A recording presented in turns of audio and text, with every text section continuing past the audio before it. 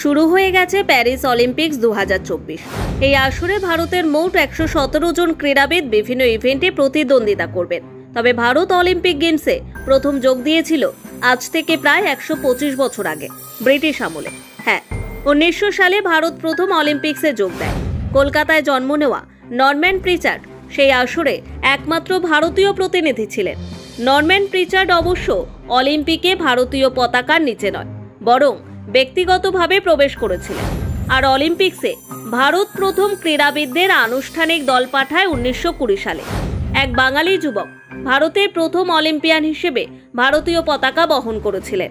তার নাম পূর্মা ব্যানার্জি। অলিম্পিক গেমসের উদ্বোধনী অনুষ্ঠানে প্যারেড অব নেশনস চলাকালীন পতাকা বহনকারীরা তাদের জাতীয় মূল্যবোধ এবং অলিম্পিক আদর্শের প্রতিনিধিত্ব করেন।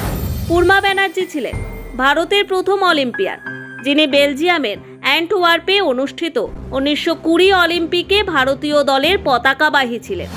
পূর্মা ব্যানার্জির জন্ম 1897 সালে, যদিও তার মৃত্যুর তারিখ জানা যায় না।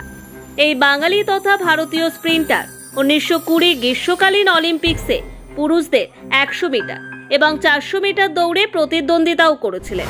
প্রথম ভারতীয় অলিম্পিক দলে পূর্মা ব্যানার্জি ছাড়াও 10,000 মিটার এবং ম্যারাথন দৌড়ে ফাদেপ্পা চৌগুলে, ম্যারাথনে সদাশিব দাতার এবং কুস্তি বিভাগে কুমার নাভালে ও দিনকারাও শিন্ডে অংশ নিয়েছিলেন।